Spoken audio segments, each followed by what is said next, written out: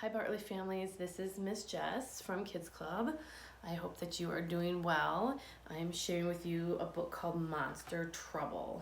All right, here we go.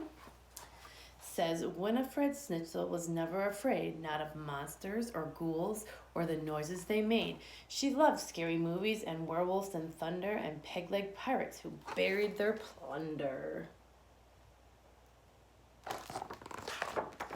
Still, Winifred's bedtime was hardly spook-free. The neighborhood monsters would not let her be. Each night they showed up and attempted to be scary. Some would growl, some would belch, and some were slimy, and some were hairy. Ooh, she says. But all of their monsterly mayhem was moot because Winifred Snitzel thought most monsters were cute. Still, night after night, all those monsters kept creeping into Winifred's bed, interrupting her sleeping.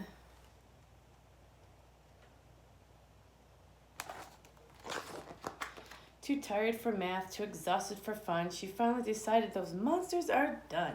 She ordered a book titled Monsters Beware and constructed the Sticky String Small Monster Scare. But that night, the big monsters all showed up first. The sticky string snare got so stretched that it burst. There were monsters on bedposts and stuck to the wall. They made slingshots from string. They were having a ball. Winifred sighed.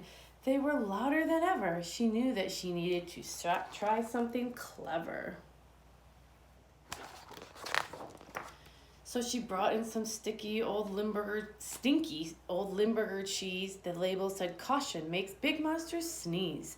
The monsters just called up the Goblin Street Deli.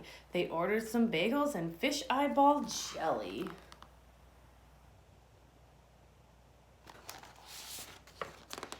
Winifred barely got through the next day. She dozed off in art class and snoozed through ballet. She decided, that's it, I've got to get tough. So she was tired of monsters. Enough was enough. So she built every spook trap in Monsters Beware and one of her own called the Prickly Bump Chair.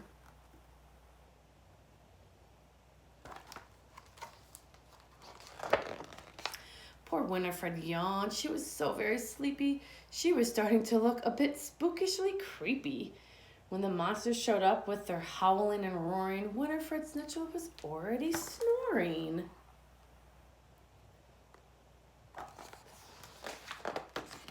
She was dreaming of puppies when a monster went hiss. She reached out and gave it a big sleepy kiss.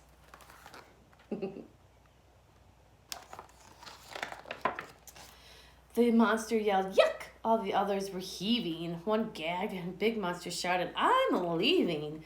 Winifred knew that despite their uniqueness, she discovered that monsters have one silly weakness.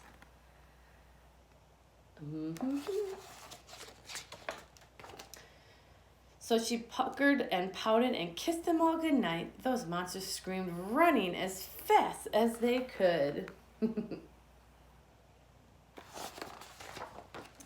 Now Winifred sleeps very soundly at night. In the daytime, she's happy and perky and bright. But sometimes she finds that a monster's crept in right around bedtime with a monsterly grin. She ignores all the growling and roaring and hissing, since the one thing that all monsters hate most is kissing.